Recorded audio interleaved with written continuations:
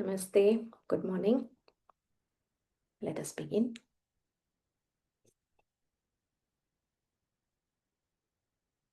Sit comfortably, gently close your eyes. Keep your back, neck, and head in a straight line. Relax your shoulders.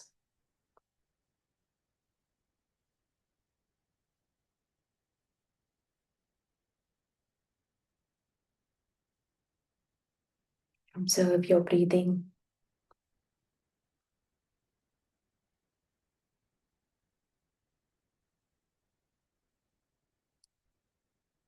Visualize Bhagwan Vishnu in front of your eyes.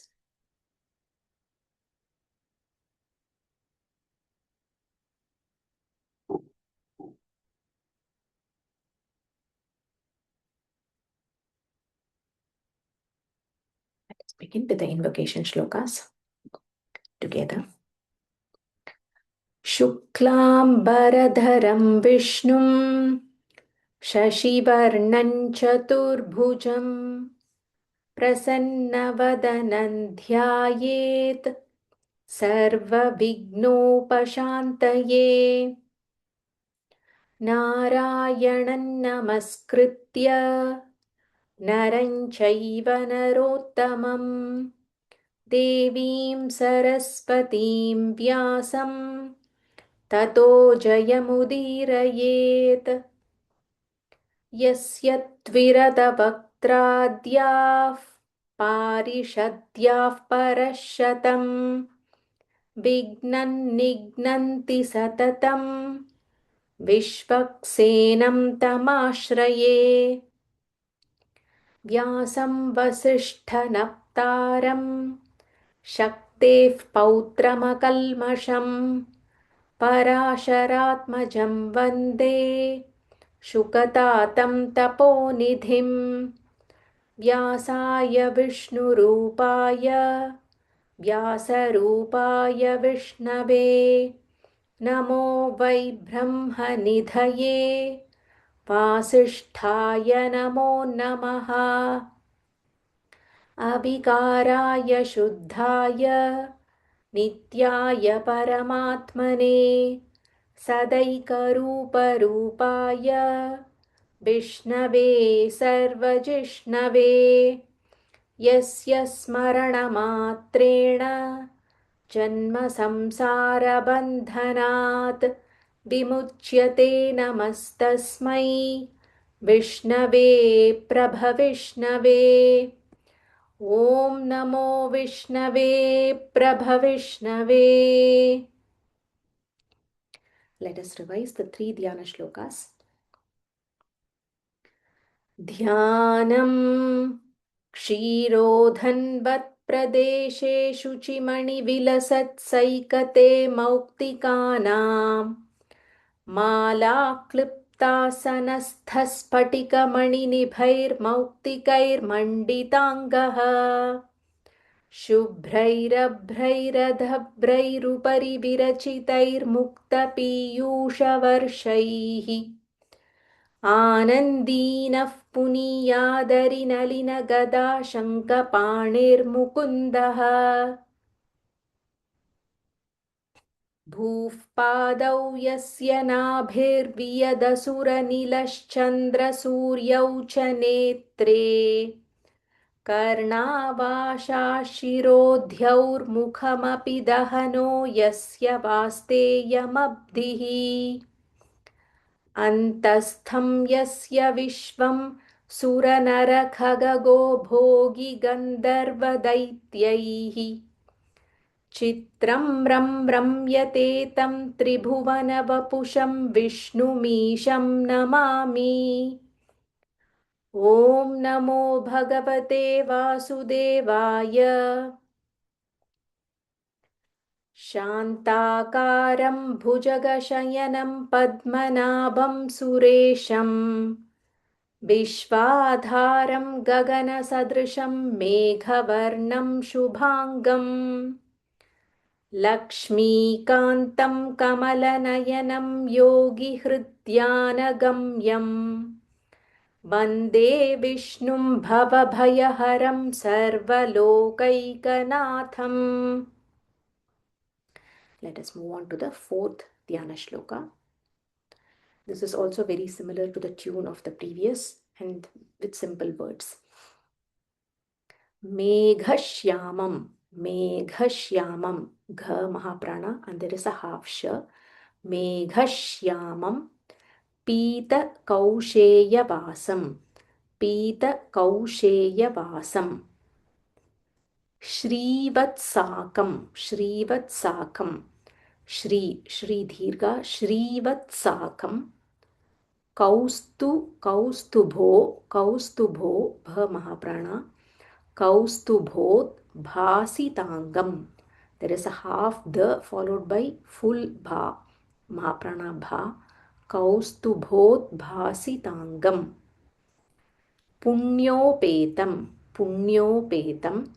Pundarikayadaksham, Pundarikayadaksham. Ri Dirgha, Pundarikayadaksham. Vishnum, Vishnum Vande Sarvalokaikanaatham, Sarvalokaikanaatham. Tha Mahaprana. It's the same as the previous Sarvalokaikanaatham. The third Dhyana Shloka also ends with the same word. Vishnum Vande Sarvalokaikanaatham. So here, Vishnum Vande, I offer my salutations to Bhagwan Vishnu. Sarva Loka Ekanatham. He is the one Lord of Sarva Loka, of all the lokas. And how is Bhagwan Vishnu described here? Megha Shyamam. He has the complexion of a dark cloud, rain cloud. And Pita Kausheya Vasam. He is wearing yellow silk garments. Shrivatsakam. So he has the mark of Shrivatsa on his chest. So this mark got formed when Maharishi Bhrigu kicked Bhagwan Vishnu on his chest. So there is a story where Vishnu was sleeping and Bhrigu came and he kicked Bhagwan Vishnu. And at that time when he woke up, he didn't get angry. He was like, oh, I am so sorry. I didn't know that you are here. He was so compassionate and he said, because you kicked my chest, your feet might be hurting. So then Bhagwan Vishnu started massaging Bhrigu's feet. So that shows his compassion, that shows his surrender. So this is one story associated with the Shrivatsa mark. The other one is to the permanently etched mark, which is Bhagavan's spouse, Mahalakshmi, always resides in the chest of Bhagavan Vishnu. So Shri represents Mahalakshmi. So Shrivatsakam. Kaustubho Dvasitangam. So he has the Kaustuba gem on his necklace. So that Kaustuba gem is one of the things that came out when the Samudra Manthan happened, when the churning of the Milky Ocean happened. Kaustuba is one precious gem that came out of it. So that gem is what is there on the necklace of Bhagavan Vishnu, and because of which it is shining so brightly. Then Punyopetam, Punya Upedam. So he is attained through Punya. All of us, when we do good deeds, we accumulate Punya, and through Punya we reach Bhagwan's feet. So that is Punya Upedam. Pundari Kayadaksham. He has the eyes as that of a lotus petal. So soft and so radiant. So Pundari Kayadaksham. And to such Vishnu, we are offering our salutations. Let us chant. Repeat after me. Meghashyamam Pita Kausheyavasam मेघश्यामं पीतकौशेयवासम् मेघश्यामं पीतकौशेयवासम् श्रीवत्साखं कौस्तुभोद्भासिताङ्गम् श्रीवत्साकं कौस्तुभोद्भासिताङ्गम् श्रीवत्साकं कौस्तुभोद्भासिताङ्गम् पुण्योपेतं पुण्डरीकायताक्षम् पुण्योपेतं पुण्डरीकायताक्षम् पुण्योपेतं पुण्डरीकायताक्षम् विष्णुं वन्दे सर्वलोकैकनाथम् विष्णुं वन्दे सर्वलोकैकनाथम् विष्णुं वन्दे सर्वलोकैकनाथम्. The first line we'll repeat 3 times, each line 3 times. मेघश्यामं पीतकौशेयवासम् श्रीवत्साकं कौस्तुभोद्भासिताङ्गम् मेघश्यामं पीतकौशेयवासम् श्रीवत्साकं कौस्तुभोद्भासिताङ्गम् मेघश्यामं पीतकौशेयवासम् श्रीवत्साकं कौस्तुभोद्भासिताङ्गम् पुण्योपेतं पुण्डरीकायताक्षम् विष्णुं वन्दे सर्वलोकैकनाथम् पुण्योपेतं पुण्डरीकायताक्षम् विष्णुं वन्दे सर्वलोकैकनाथम् पुण्योपेतं पुण्डरीकायताक्षम् विष्णुं वन्दे सर्वलोकैकनाथम्. Complete shloka 3 times. मेघश्यामं पीतकौशेयवासम् श्रीवत्साखं कौस्तुभोद्भासिताङ्गम् पुण्योपेतं पुण्डरीकायताक्षम् विष्णुं वन्दे सर्वलोकैकनाथम् मेघश्यामं पीतकौशेयवासम् श्रीवत्साकं कौस्तुभोद्भासिताङ्गम् पुण्योपेतं पुण्डरीकायताक्षम् विष्णुं वन्दे सर्वलोकैकनाथम् मेघश्यामं पीतकौशेयवासम् श्रीवत्साखं कौस्तुभोद्भासिताङ्गम् पुण्योपेतं पुण्डरीकायताक्षम् विष्णुं वन्दे सर्वलोकैकनाथम्. The next dhyana shloka. This is a shorter one. Namaha samasta. Samasta. So visarga followed by sa. When we join together, we say namas samasta. Stress on that sa a little more. Namas samasta bhutanam. Bhutanam. Bha and bhu dirgha. Bhutanam adi bhutaya. Adi bhutaya. Bhubhrite. Bhubhrite. Bha repeats. And this is bhu dirgha and this is br. Br. It's not bru, it is br. Bhu brite. Bhu brite. Namas samasta bhutanam adi bhutaya bhu brite. Aneka rupa rupaya. Aneka rupa rupaya Vishnave Prabha Vishnave. Vishnave Prabha Vishnave. Bha Mahaprana. We have seen this Vishnave, Prabha Vishnave as part of the invocation shlokas as well. So here we are offering our salutations to Vishnu. Vishnu means one who is all pervasive. Prabha Vishnave, one who is radiant, shining Prabha. Vishnave, Prabha Vishnave, and he is the Namaha Samasta Bhutanam Adi Bhutaya. So he is the one who is the cause of all the beings, all things, everything that is there as part of this universe. So he is the original cause. Bhu Brite. Bhu represents Mother Earth, and Bhu Brite, he is the sustainer of this earth. Aneka Rupa Rupaya, one who has manifold forms. Aneka Rupa Rupaya. To such Vishnu, we are offering our salutations. So, with each of these dhyana shlokas, we are meditating upon the form. Various indications are given so that we can meditate, we can visualize the form easily.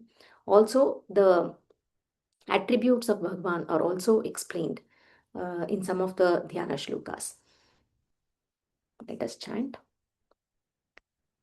Namah samasta bhutanam, Namah samasta bhutanam, Namah samasta bhutanam, Adi bhutaya bhubrite, Adi bhutaya bhubrite, Adi bhutaya bhubrite, Anekaruparupaya, Anekaruparupaya, Anekaruparupaya, Vishnave Prabhavishnave, Vishnave Prabhavishnave, Vishnave Prabhavishnave, Namah samasta bhutanam, Adi bhutaya bhubrite, Namah samasta bhutanam, Adi bhutaya bhubrite, Namah samasta bhutanam, Adi bhutaya bhubrite, Aneka Rupa Rupaya, Vishnave Prabhavishnave, Aneka Rupa Rupaya, Vishnave Prabhavishnave, Aneka Rupa Rupaya, Vishnave Prabhavishnave. Complete shloka. Namah samasta bhutanam, Adi bhutaya bhubrite, Aneka Rupa Rupaya, Vishnave Prabhavishnave, Namah samasta bhutanam, Adi bhutaya bhubrite, Aneka Rupa Rupaya, Vishnave Prabhavishnave, Namah samasta bhutanam, Adi bhutaya bhubrite, Aneka Rupa Rupaya, Vishnave Prabhavishnave. So out of the 8 dhyana shlokas, we have completed 5, 6, 7 and 8. We will take it up in the next session. Gently close your eyes.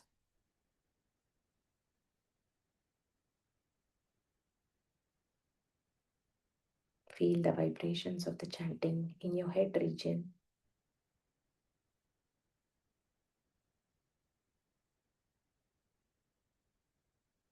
Your hands to Namaskara. Let us conclude. Shri Rama Rama Rameti, Rame Rame Manorame, Sahasranama Tattulyam, Rama Nama Paranane, Shri Rama Rama Rameti, Rame Rame Manorame, Sahasranama Tattulyam, Rama Nama Paranane, Shri Rama Rama Rameti, Rame Rame Manorame, Sahasranama Tattulyam, Rama Nama Varanane, Shri Rama Rama Rameti, Rame Rame Manorame, Sahasranama Tattulyam, Rama Nama Varanane. Let us take the blessings of Bhagwan Vishnu.